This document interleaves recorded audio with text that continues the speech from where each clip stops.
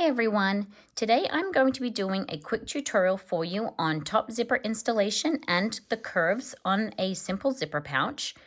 I had a video a couple of years ago that has been quite popular that demonstrates an adapted butler method on the top of the Harlequin pouch, and I had a request to show a little bit more detail in the zipper installation, so I'm going to be doing that for you today.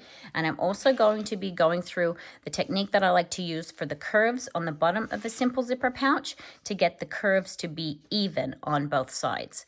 I find sometimes when you're doing a curved bottom on your pouch, you can get a little bit of wobbliness in the bottom line, or maybe your curves aren't perfect. So I'm going to show you how I try to get mine to match up and also go through the zipper on the top.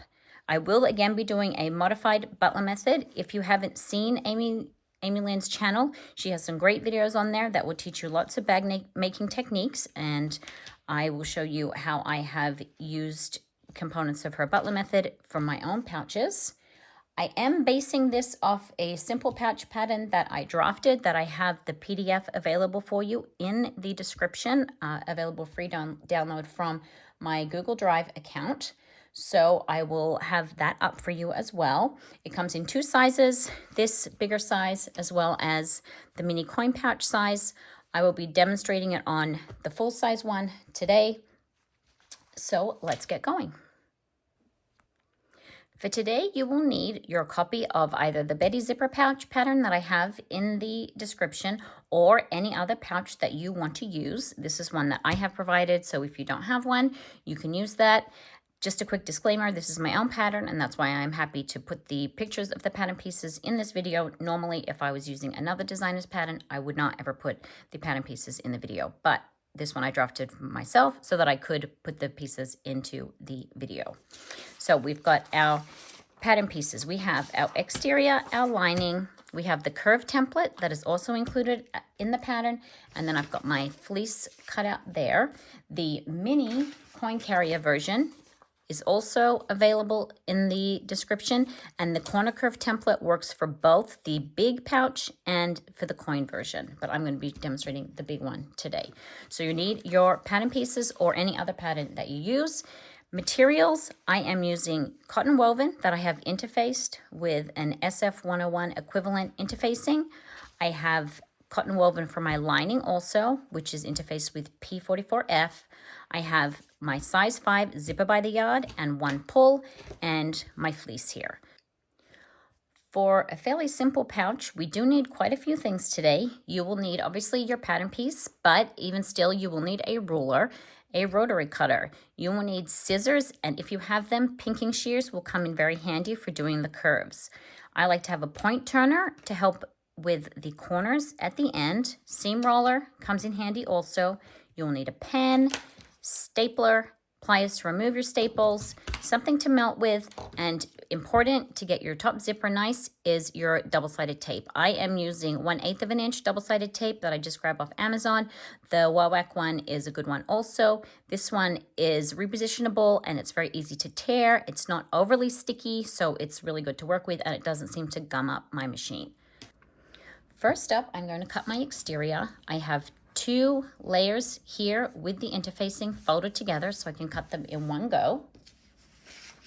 I'm going to put my pattern piece down, and then to get a nice straight edge, I like to use my ruler.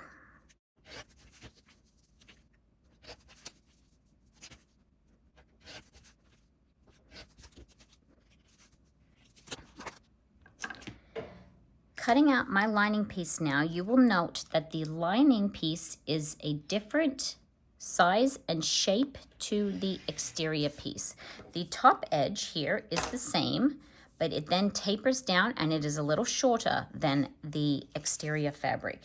The reason for that is that when you are tucking in your lining, you want it to be snug on the inside. If your lining piece is the same size as your exterior and you don't account for that when taking your seam allowance, you will have a lining that is too baggy, which makes it more likely to get caught in the zipper, and it just doesn't sit very nicely into your zipper pouch. So when I was making the pattern, I drafted a separate lining piece Not all patterns will come with a separate lining piece, and the instructions will often then instruct you on taking a greater seam allowance as you sew the lining. But for ease of construction and being able to keep the seam allowance consistent, I drafted the second pattern piece just to make that a little easier so that you can see also why it is important to have that lining piece be slightly smaller.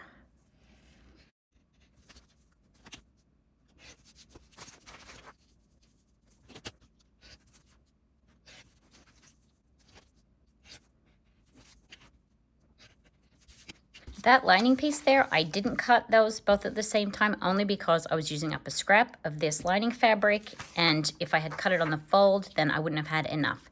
So by cutting it not on the fold, I could piece it together a lot more closely so that I could use up that little scrap of fabric that I had there. I'm also going to cut the zipper end tab. I like that to be 2 inches long and 1.5 inches wide.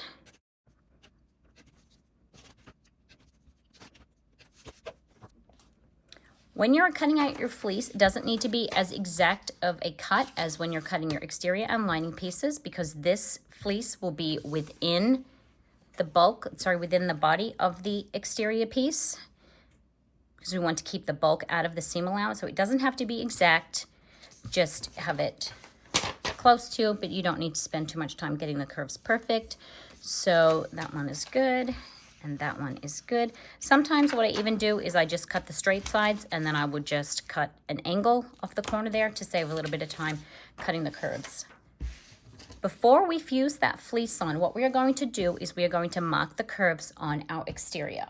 You don't have to mark it on both, but you will mark it on 2 sides of one half of your bag. Whether it's front or back, it doesn't matter.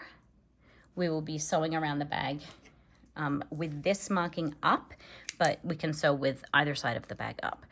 So what I do is I place my corner template here on the exterior piece, and then what I am doing is drawing a line around this curve here.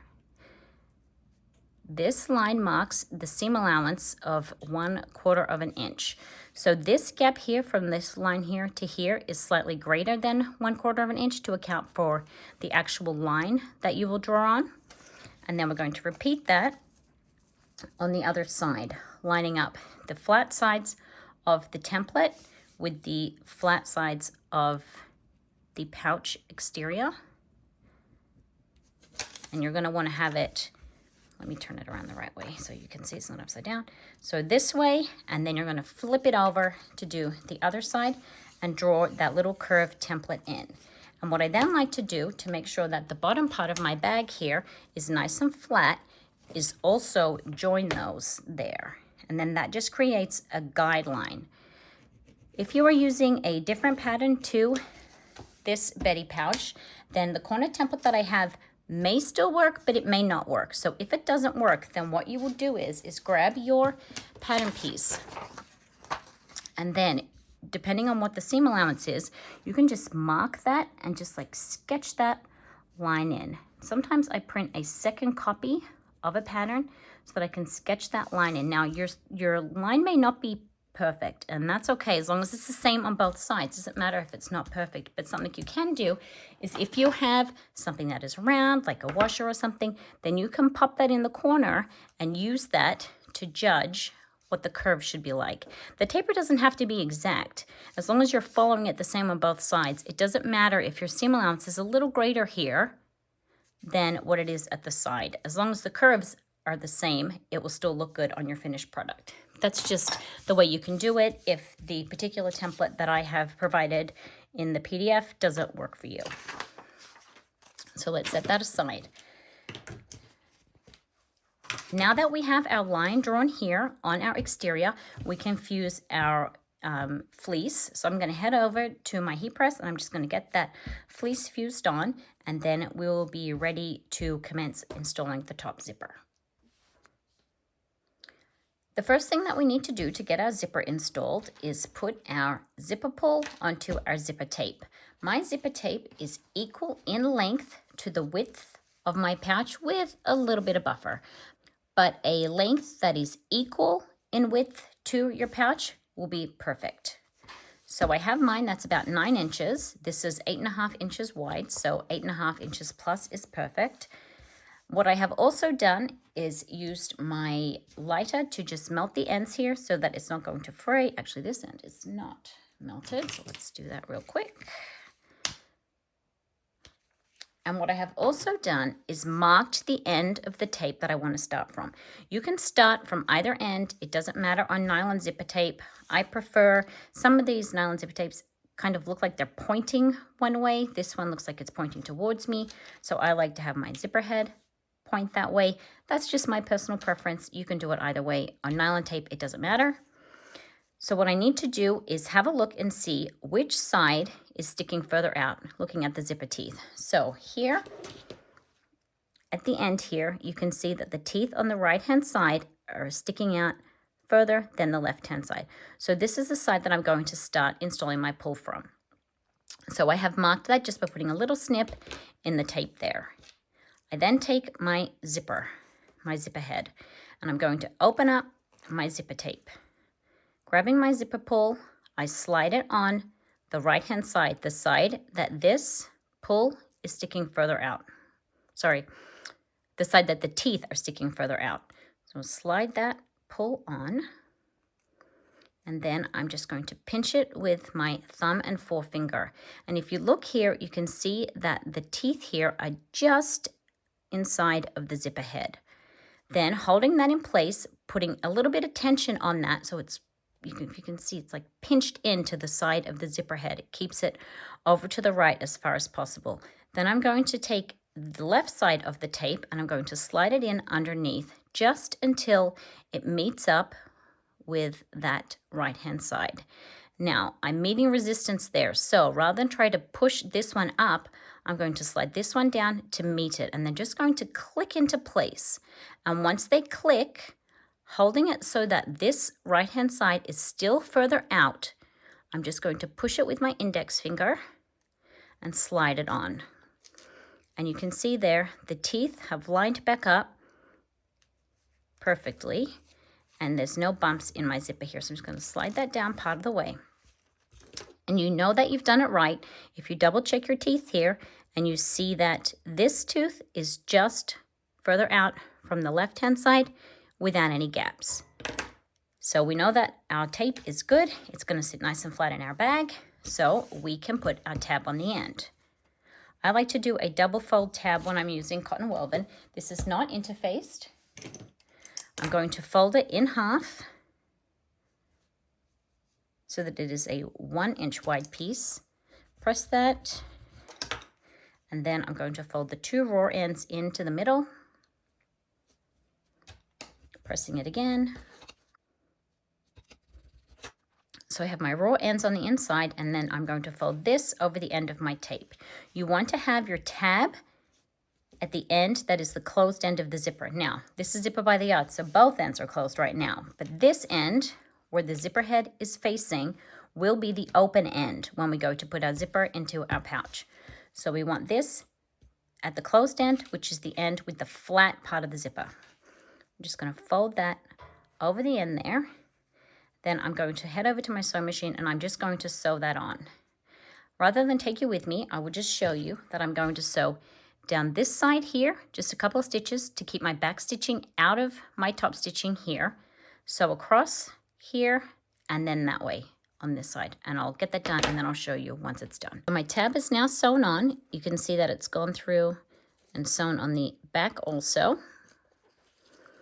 I've got my back stitching here in the sides so that you cannot see it from the front here, but my tab is on so that my pull cannot come off the back of my zipper. For this part, we will need our double-sided tape. We're going to pop our lining pieces here and take our 2 exteriors. My 2 exterior pieces are the same, but if you have one that you want to have on the front of your bag compared to the back of your bag, you're going to have that piece here at the bottom. By convention, zippers open left to right. So you will have your front here with the zipper this way, and this will be your back. But if you like to have your zipper open the other way, then you can certainly switch those around. We're going to grab our double-sided tape and we are going to put it across the edge of our exterior pieces.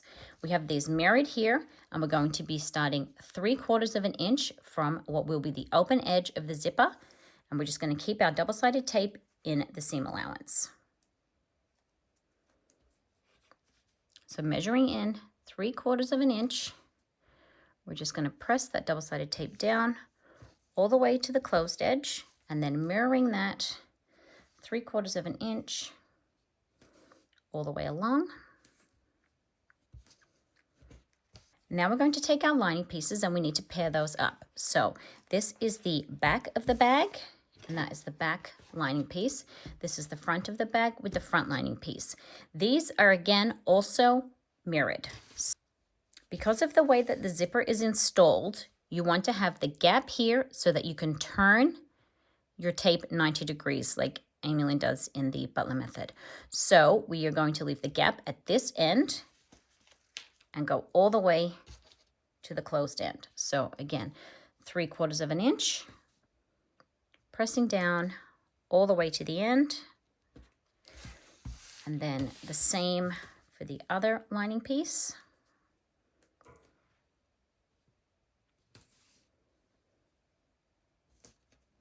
And we can set our double-sided tape aside. I like to start with the front of the bag. What we're going to do is peel off this double-sided tape. And now we're going to sandwich our zipper between the exterior and the lining for the front of the bag. Teeth go face down onto the exterior, and I like to start my tab at 5/8 of an inch from the end.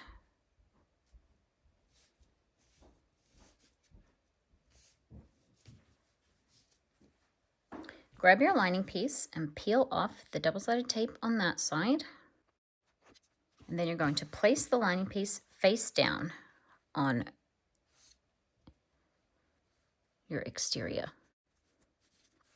So you have the right side of your exterior front, your zipper tape face down, teeth down, and then your lining right sides together with the exterior. Line up the edges as best you can, and then this is the open end where we will be turning the zipper. We're going to turn our pouch over, and we're going to grab our pen, and we're going to mark 3/4 of an inch from the end where the zipper tape opens, using the outermost part of our exterior as a guide. So 3/4 of an inch from this outer edge here. We're going to head over to the sewing machine, and we're going to sew down here at 1/4 of an inch. You can use a slightly greater seam allowance. I like to use my zipper foot as a guide to give me a nice straight stitch line there. And I'll be using 1/4 of an inch. Depending on your zipper foot, you might use 5/16 of an inch or 3/8 of an inch. You don't want to get too close to your zipper teeth, so I probably wouldn't go any more than 3/8 of an inch. The important thing is that you have a guide to have a straight line. So have a look at your zipper foot and see what you want to use as your guide. I am using a narrow zipper foot. I sew on a domestic sewing machine. So if you see here, when I pop my zipper foot here on my cutting mat, the width of this metal part here is 1/4 of an inch. So that is what I use for my seam allowance on these small pouches. A bigger pouch, I use 5/16 of an inch, which is the outer edge here of my zipper foot. But using 1/4 of an inch, that will give me a guide along the edge here, so I have a nice straight seam attaching my zipper tape to the exterior of my pouch. Starting at the far end, sewing at 1/4 of an inch, I'm going to back stitch here, and I'm going to sew all the way down, making note of where my zipper pull is. When I get close to my zipper pull here, I'm going to slide it first forward, making sure that I don't go off the open end here. Keep sewing down until there is enough space behind my presser foot to slide that pull back.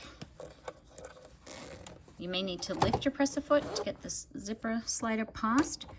Lower your presser foot again. Make sure that your edges are still lined up, and continue until we get to the mark that we made earlier. When we get to that mark, I'm going to do one back stitch, come forward again, raise the presser foot. Now I'm going to open up my zipper tape. I'm going to turn it 90 degrees, and then I'm going to lower that presser foot again. And then I'm going to sew over that zipper tape. Then I'm going to sew back over the tape again, and then I'm going to stop just in front of those zipper teeth. Then I'm going to raise my presser foot, and I'm going to turn my pouch 90 degrees. I'm going to move that tape further to the side, drop my presser foot again, and then I'm going to sew parallel to the turned zipper teeth, perpendicular to the seam that we just sewed. And then that will help hold that zipper at a 90-degree angle there. Now we have one side of our zipper installed. We're going to flip the bag around and we're going to install the other side. Move your zipper pull up here to the far end so that you have a nice smooth zipper to work with without the little bump there. Starting with your exterior, remove your double-sided tape, and then you're going to line up the edge here with the edge here. So lay it flat on your pouch, and then you're going to press it down along your zipper tape. We're going to just do a check to make sure that it's lined up. You can see here that these two edges are smooth, and you can double check your measurements too, and that should be 5/8 of an inch, the same as we used on this side. If you were using this zipper installation method on a pouch that has an angled side, like the Harlequin pouch video, then it's going to be harder to line up your sides because the taper is going to be different on this side that's further out compared to this side. So you're going to want to line up your bottom seam on that. And this measurement here is going to be important also to make sure that your zipper is even at that closed end. Take your second lining piece, take the double-sided tape off, and then you're going to sandwich the zipper again between the exterior and the lining, making sure that your lining and your exterior line up nice and neatly at the uppermost edge there. What we're then going to do is mark 3/4 of an inch from this end, from this side of the zipper. I like to use the exterior rather than the lining piece, since we know that we've lined those up well, and sometimes the linings shift a little when you're putting them down. It just seems to give a nice consistent end there. So with that there at the edge, I'm marking 3/4 of an inch from the edge of my exterior, but I am putting the mark on my lining piece. This here may not be 3/4 of an inch. The important thing is that it's 3/4 of an inch from your exterior. The other thing that I like to double check is just folding at that mark we just made. If you can see there where that turn is, you would like that to be mirrored on the other side. So this line here is right before where the teeth will be. So if we have that lined up there, then our teeth are going to turn out there, and you can see that that should line up quite well with the other side. We're going to head back over to the sewing machine, and we're going to do the same thing, sewing down this side, but with the lining side up, always sewing from the closed end to the open end of the zipper. When we get to this point, we're going to turn the zipper. Again, making sure that you're moving your pull out of the way as you get to it so that you have a nice smooth stitch line next to your zipper. If you don't move your pull out of the way, then when you're sewing down here, you're going to end up with a little bump there. That means your zipper is not going to sit nicely on the top of your bag.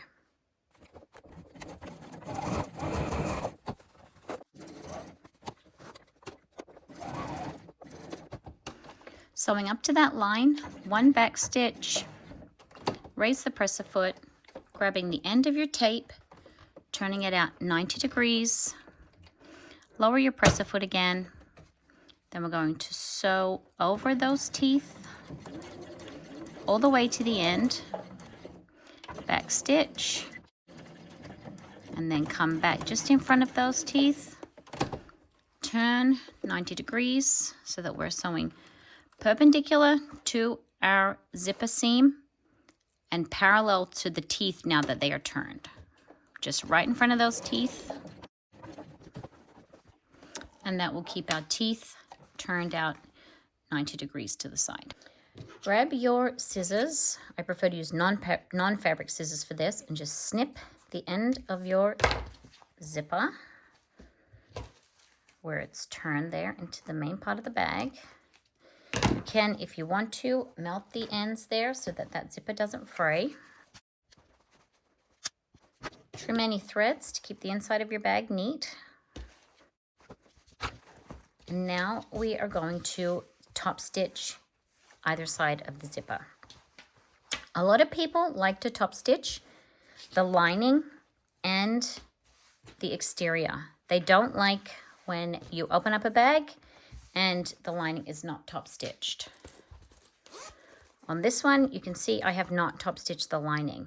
If you give the lining a really good press and it is not too loose inside of your pouch, you won't have any problems with it coming up into that zipper. It would really have to come a long way up there.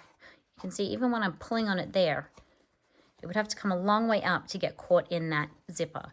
But some people don't like that. The problem is if you top stitch the lining all the way to the end, regardless of your zipper installation technique, you're going to get pinching in the corner here, and I will show you why.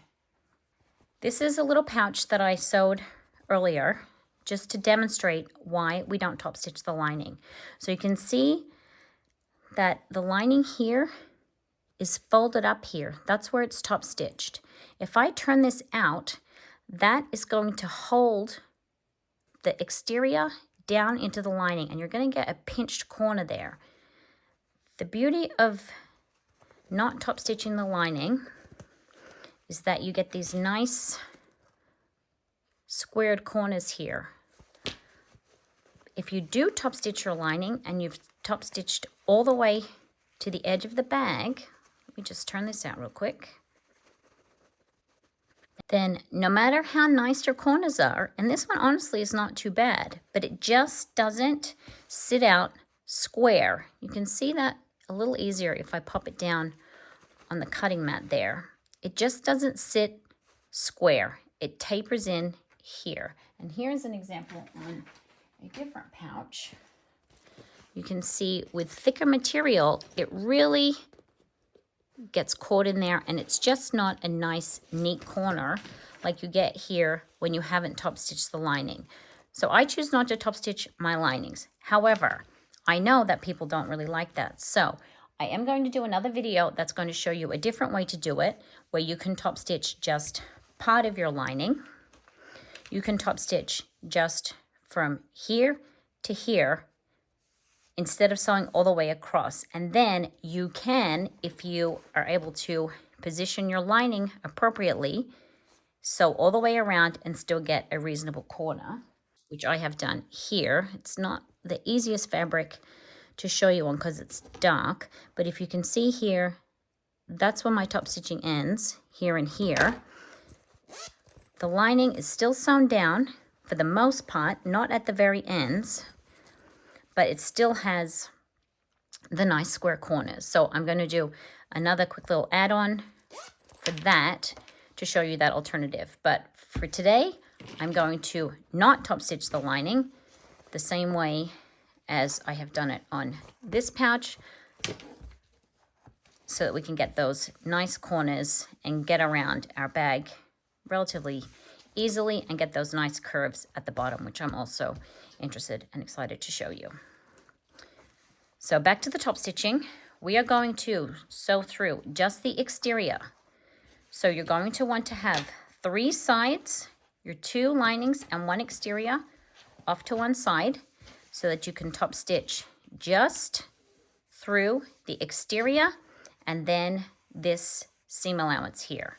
If you are using a bulkier fabric, you may need to use double-sided tape just along this edge here to press that down to really hold it.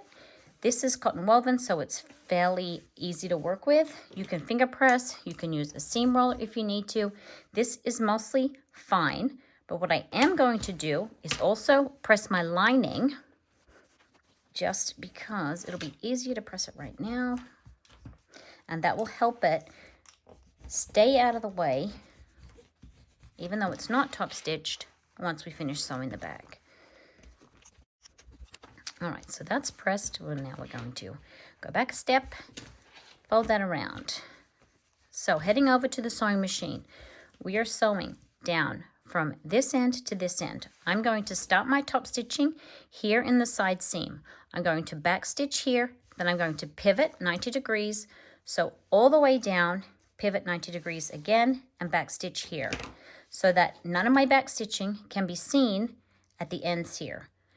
I'm only using 1/4 inch seam allowance here, and I usually like to do a couple of stitches for my back stitching. So that just means that it will be nice and neat at the end of the bag, and there'll be no double up that you can see there. So do that on one side, flip the lining all the way over to the other side, and then I'm going to sew down this side, also just sewing through the exterior and the seam allowance there all the way to the end, and then pivoting again. If you have watched any of my other videos, you may know that I like to use my presser foot as a guide for a lot of things when I'm sewing, to make sure that I'm getting a nice even stitch line. For my top stitching, I like to use this inside edge of my presser foot. You will have that on a standard presser foot. I almost always use a Teflon foot if I'm not using my zipper foot or my walking foot, just because then it doesn't matter if I'm sewing with something sticky or not, and I'm just used to this particular foot as far as the shape. So I put my needle in the far left position. I use a stitch length of 4. I sew on a domestic Juki machine, so your stitch length, depending on what machine you use, may be different to what I need to use for mine. And I like to position my fabric underneath the presser foot so that the fold here from the zipper lines up with this part of the presser foot there. And then I will sew along that edge. Now, as I said before, I need to start this way, but I wanted to show you what my positioning will look like before we get going. It will make more sense once we're actually using the machine. So back stitch in my side seam there, using a 1/8 inch seam allowance. When you turn, make sure that you're positioned correctly. If you need to, you can move your needle over manually, but we're just going to sew over, taking our time, going nice and gently over this bump at the end of the zipper there. And then just using, as you can see, this edge here lined up with this here to get a nice straight stitch line. Slide the zipper pull out of the way. Something else that I like to do is just put a little bit of tension on that zipper tape to just really get a nice smooth crease there in that folded exterior fabric. All the way to the end. Then we can turn 90 degrees and do our back stitching here where we won't see it. Then we're going to flip it around, move the lining to the other side. We're going to do the same thing down this side. Just double check your lining's well out of the way.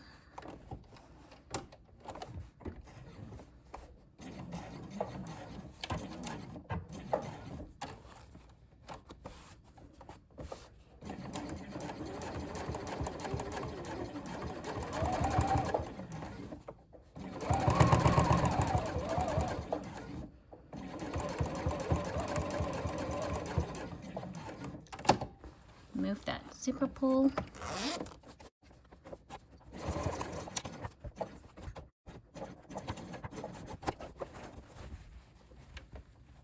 Now we have got our zipper installed using my adaptation of Patterns by Amy Lynn's Butler method. I will also put a link to her video of the Butler method in the comments so you can see the way that she does it, just slightly differently. Now I'm going to show you what I do to get nice neat corners at the top and your nice curves at the bottom. We're going to open up our zipper first of all, and then we are going to put our exteriors together. Picking up our pouch, we are going to pinch the sides together, lining up these two folds here from the front and the back. I'm going to grab a couple of clips first, but we are going to use our stapler to get those corners nice and neat. Put a couple of clips there to begin with, flip it over and repeat on the other side. When you are doing this, it is important to keep the zipper open at least part of the way for two reasons. One, you'll need it open for when we turn the pouch back through, but two, if you have your zipper closed all the way, it's hard to get those ends there to really match up nicely because of the bulk of that zipper head. So pinching these together like the other side, making sure that the folds line up, and I like to put a clip on either side of that seam there. Then I'm going to get my stapler, and I'm going to put a staple through the layers here. Checking it again, I check it multiple times. Slide your clips if you need to, and then just popping a staple in. I like to put my staple in the exterior, not in the lining part, just because it's a bit thicker there. Flip it around, do the same on the other side. Okay, let's open that up so you can just see there. And then with the staple in, you can wiggle it a little bit if you need to get those edges to be really nicely lined up. But they look quite good there. Now we're going to put our clips around. We're going to put clips all the way around, leaving about a 3-inch gap in the bottom of the lining. I like to use my cutting mat to just see where the center is, and then I'm just going to put little marks on either side to mark 3 inches. Now just smooth that down so that it lines up. Just clip around the entire edge.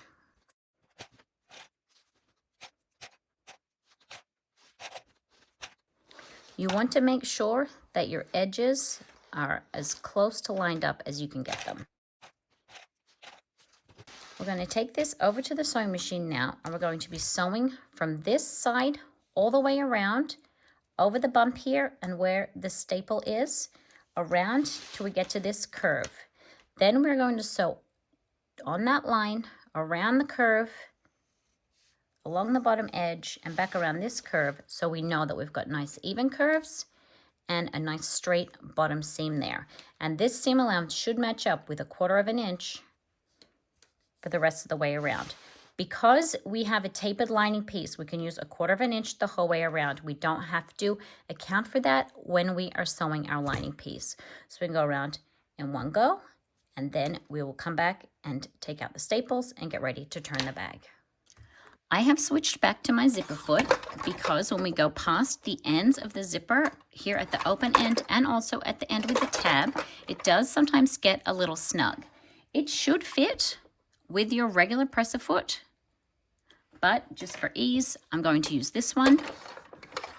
A hump jumper may also come in handy if you need it. When I start sewing around the bag, rather than starting at the point that we marked, I'm actually going to start a little further on from that. I'm then going to backstitch, and then I'm going to continue all the way around so that my loose ends are further into the bag so that I don't have loose ends that could stick out when we turn and close that hole.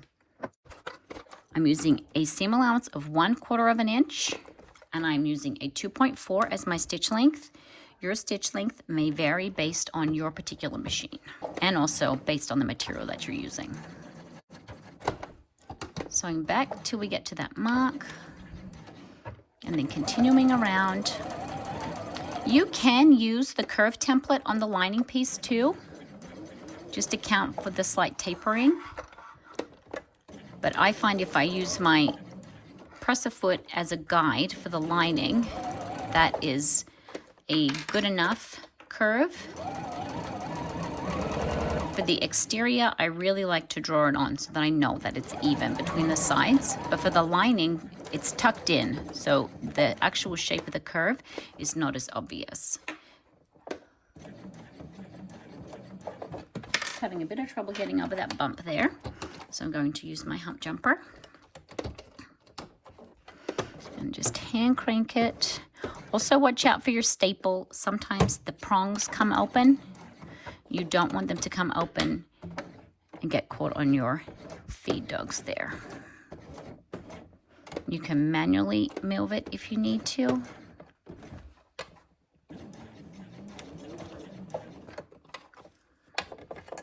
And then continue around.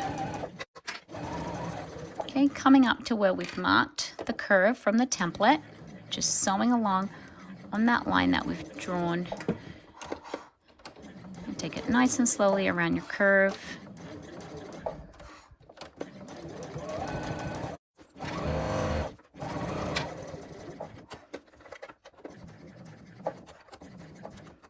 I like to raise my presser foot slightly as I go around the curve. Some people may think that that's overkill. I find spending an extra 30 seconds on the curves gives me an end result that I'm much more satisfied with. Okay, being careful again of the staple there. Sometimes, once I get to the staple, I'll grab my pliers and I'll just pull it right out while I'm still sewing around the edge of the bag. You just don't want to hit it with your needle, and you don't want it to get caught in your machine. So I have a fairly low threshold for just ripping them out once I get past where it's holding the side seams together. As long as you keep your needle down, you can raise that presser foot and just get that right out. I also like to backstitch to reinforce in that side seam here. So that's where there will be a fair bit of pressure on the bag, more so than other parts of the seam. Another thing that people sometimes wonder is, why don't I put a tab on both ends? I like the butler method, or just a regular turned and sewn tacked down zipper, because then you can open your pouch so much wider. If you put a tab on both ends, your pouch just doesn't open up particularly wide, and especially when you're doing a smaller sized pouch like this one, it being able to open wide makes a huge difference to the things you can put in it and how useful it is. I'm going to pull out this other staple here. If you didn't have any problems with yours, you can pull both of them out. I'm going to take my pinking shears and I'm going to just clip the curves here and here.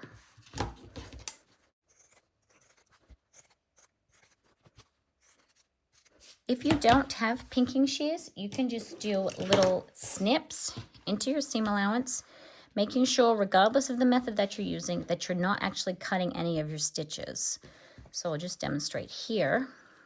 You can do little snips just around the curve there.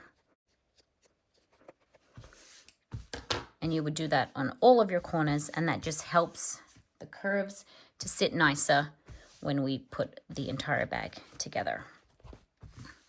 What we're now going to do is fold up our seam allowance for the bottom of the bag. I just fold it over using the stitch line as a guide, and you can press that down with a seam roller. You can use your iron if you would like. Depending on your material, finger press might be perfectly adequate, just to create a memory fold there, which we'll then use when we turn our bag. So make sure you've clipped your corners. Any loose threads that you have are snipped, staples are out, and then the last thing I like to check is just open this up, make sure that you're happy with how your corners are lined up, and also check for any stray threads. This little area here often gets little loose threads in it, I find. So I just like to check that there's no loose threads there. Make sure that looks good. If you're unhappy with it, this is the time that you would take your stitches out and try to neaten it up. That looks good. So now we're going to turn the pouch out through this hole.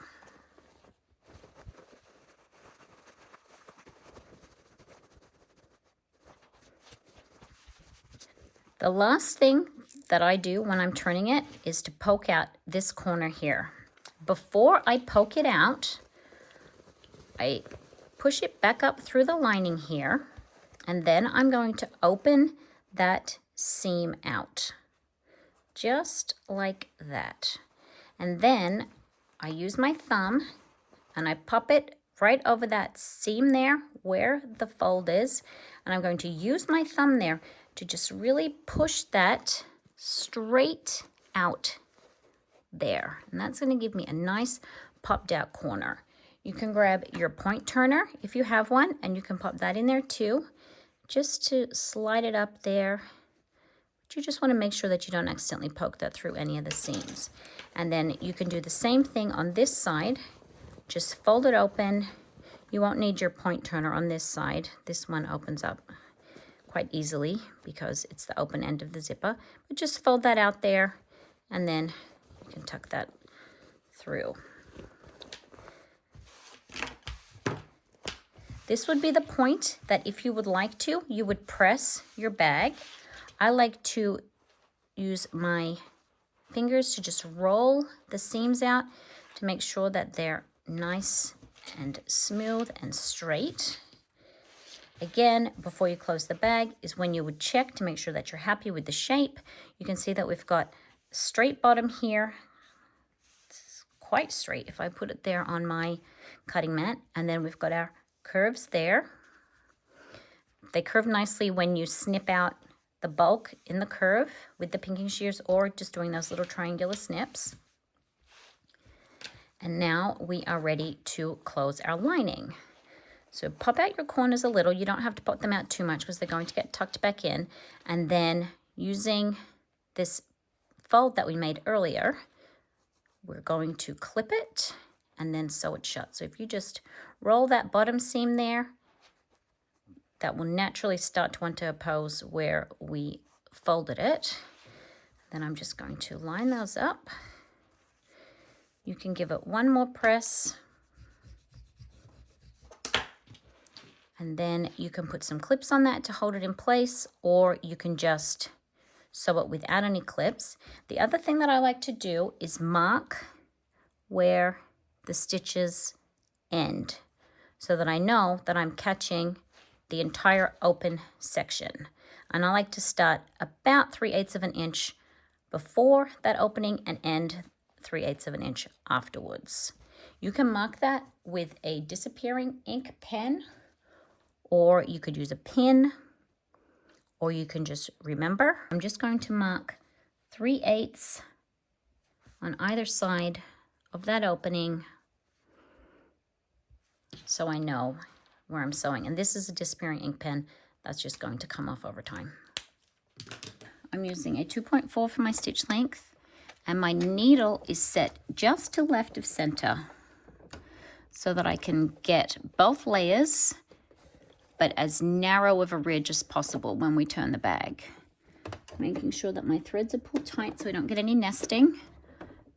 Lower my needle, a couple of stitches forward, back again, and then I'm just going to sew along that bottom edge, lining up the lining pieces, and again using the edge of this presser foot as a guide. Sewing up to where that mark is, back stitching, forward again, raise the presser foot, pull the threads tight, and then I'm going to go and tie those off and tuck them in. Now we can tuck in our lining. Just pop it inside, and I like to poke into the corner there, just with my finger to get those nice and tucked in. You can roll your seam there, and of course check that your corner here is poked out nice and square, and there you have it. that is your Betty pouch. You can see we've got a nice straight bottom. Our curves are nice and even. Our zipper, nice and straight and even at the top there. We've got a nice square corner.